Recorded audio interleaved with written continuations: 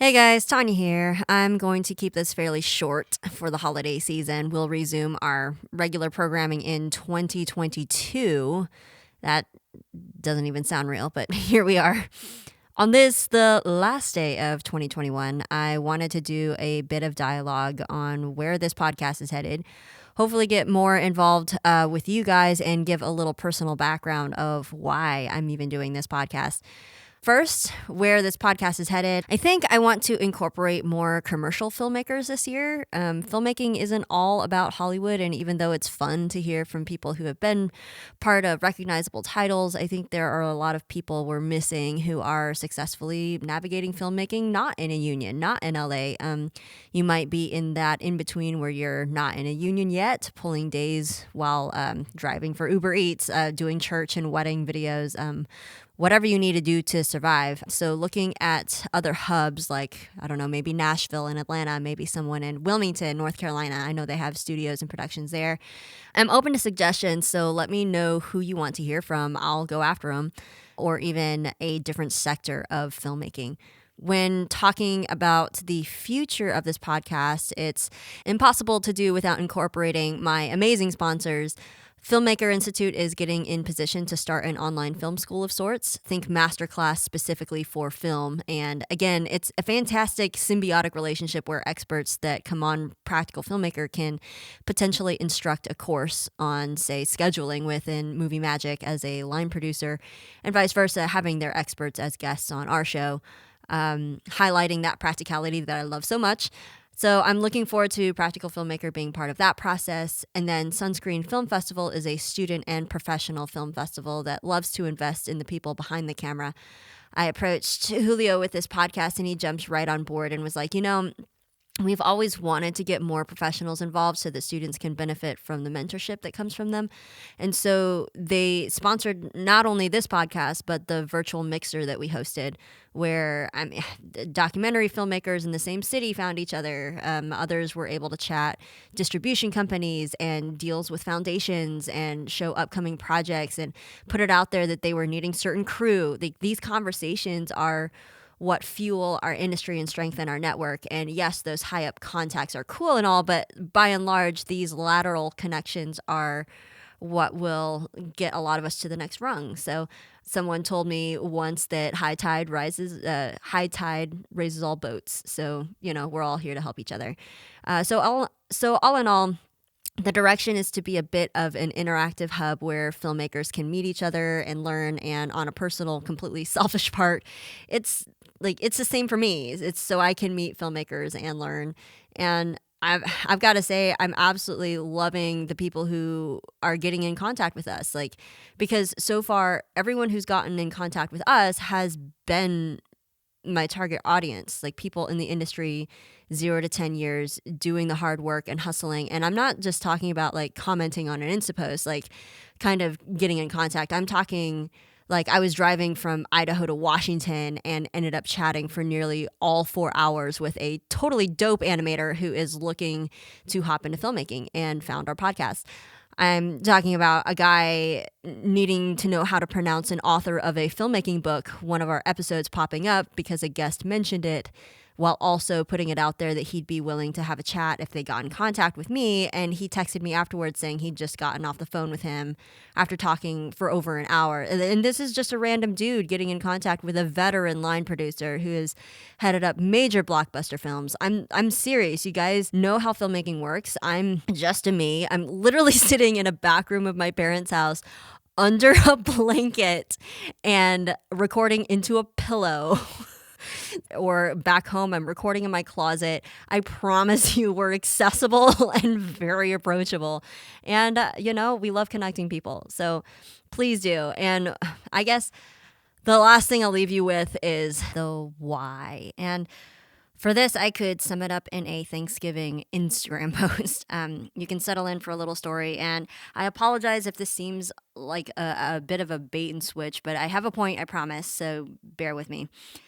So for those of you who don't know, I was born with a cleft lip and a cleft palate and given up for adoption when I was a few days old. At the same time, the Musgraves were missionaries in Taiwan for 6 years, and the 5th year there, my mom, as in my mom now, not my biological mother, was contacted by a friend who would volunteer with an orphanage. She would always tell her about random babies, and my mom, who at one point had wanted to adopt but then had two small boys of her own, didn't have adoption on her mind at all. But I came along, of course, and Nurse K told her about me, and Chinese New Year, everything shuts down for 2 weeks. And for this orphanage, they would house the babies with volunteers so that everyone could go home for the holidays. Well, it was on the way back that Nurse K had me meet my mom on the side of the road with taxi cabs honking at her, the exhaust from the van in her face. But she said that when the door opened where I was, all of 6 months old, that was it. I was hers. And then she just needed to convince my dad. And she proceeds to go back home and use whatever flowery prose she can to tell my dad about me. And if there's one thing to know about my dad is that he's extremely practical. I think that's where I get it. Ha ha ha. And stoic. He talks in grunts. But it's because of this practicality that he can usually make decisions very quickly, like even big ones. But for this one, he wouldn't say yes or no. In my dear old dad's mind, it was a couple of weeks away from Valentine's Day, and he thought it would make a good surprise to keep his answer until then. Meanwhile, it was driving my mom crazy, and she was getting so upset at him for not giving her a straight answer until my dad couldn't take it anymore, and it finally broke him, and he said, finally, it's like sight unseen that he was on board, right? But then they also wanted to consider my brothers. They had little Jason and Tyson, about 7 and 5 years old, and they all took a trip to the orphanage to play with the babies and just see how they'd react. And I was sitting in a baby swing off to one side, and after they had gotten a chance to look around, Jason pointed at me, their oldest, pointed at me and asked what was wrong. So they explained about the deformity, and immediately he said, well, we should take her home and take care of her. And so they're just like, okay, are you sure? That's what you think? Yes, yes. And so they asked Tyson, and a Musgrave family favorite story is that he said, it depends on how she smells. Granted, there were a lot of babies in that room, so I'll take it. But they weren't bothered by the deformity. And from that moment that they decided that they wanted me, to the second court hearing where I was officially theirs, was about 10 to 14 days. They had to quickly convert a room into a nursery, and it was a flurry. And I could tell you loads of stories. Like, my mom actually wrote my story down in a journal, which I need to digitize. But the stories about my surgeries done by one of the best surgeons in the world for free, the social worker that told us a lot of the backstory, that the social worker that worked with my biological parents, superstitions within the Asian culture that had contributed to all of this, yada yada. But through serendipitous circumstances, I ended up meeting my biological family when I was 16.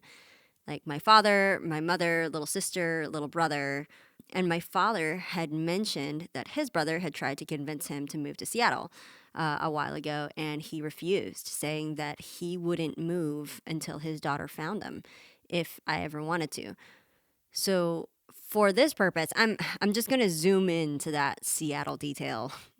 These cousins, that uncle and my cousins, they were born in the U.S. and raised first-gen American, and they'd have found me on Facebook when I was about going into college, so not long after I had met my Taiwanese family. And we just kept in casual touch. A couple of years ago, I was waiting for a flight out of Seattle, and I remembered that they were there, so I texted them to see if they were around, and one of them was. So I quickly rerouted my Lyft and met him at work, and he showed me around his office building and everything, and it was like the Disney building. And he it was only near the end of that really quick visit when he was like, oh, I should probably tell my dad that you're here. So he gets on the phone, and all you hear is Mandarin, Mandarin, Mandarin, Mandarin, and then Tanya. And, uh, and like, he gets off the phone and is like, so my dad is coming. So I'm like, okay. So we go back to his cubicle. I'm just like chilling out in this dude's cubicle, waiting for my uncle to get there. And he comes, he takes me out to ice cream. He's like, in the beige vehicle with the vest, like the everything. We go to Chinatown and we go to ice cream. And the whole entire time he was like, you need to give me more time. Like, I can't take you home and feed you and have you meet my wife. You need to come for longer. So this year we actually made it happen. They sent me an invite and I went to Thanksgiving at their place, and man, it was something else. Like, to be able to sit and talk at length with this piece of me that I've never really gotten in touch with, or hear their side of what happened. Like, so, I mean, Asian cultures don't really talk about adoption. So, since they were peripheral, they didn't really get a chance to hear everything. They didn't know that I had stayed in Taiwan for 2 years. And, some of these things are things that the organization would never reveal anyway. But, they didn't know what my family did or anything. And it was crazy to hear them randomly say stuff like, oh my gosh, you look just like your sister when you looked up and smiled like that. Or, like when you ran into the room. And anyway, I posted a reel on Insta about this encounter and got a message from a friend, BJ, and he was like, you need to do a podcast episode on this whole thing. And I was like, I don't know. I mean, like, this is a filmmaking thing. I mean, and I don't know. I might tell more of these stories. I'm not exactly sure like where it would be relevant, but because this is already like wildly off topic from the norm. But so I'm just like, yeah, this is like a filmmaking podcast. And then he was just like, well, what's filmmaking without stories? And I immediately thought of sitting in the cell phone lot with my cousin. He was about to drop me off at the airport, and I was showing him the Disney short Bow. And he was talking about films like that in Sanchi, where things really resonated with his experience being brought up as a first gen American. And that was kind of one of the first times that I was able to kind of explore that with him, not as a first gen American necessarily, but just as people who have a bit of a unique story. I mean, and that's the thing though, is that we all have unique stories. Stories are so important, and so is our why. Like, and that might have to be a question I start asking actually. Like, why are you in this business? Lord knows, I think everybody is just like, all right, seriously, why are you here? Like, get out while you can. I remember a lot of people saying that, like, once they actually hit LA, they're just like, dude, do anything else. Just go do anything else. So, like, why are you here? Is it for validation? Is it to be heard? Is it out of passion, anger, inadequacy, respect? Like, this translates into who we are as filmmakers. And I encourage you, as you grow as a filmmaker, to check in with your why. And I think it's on par with my other favorites of something going wrong or the question I should have asked. Like, this is a hard business. Like, knowing your why is important.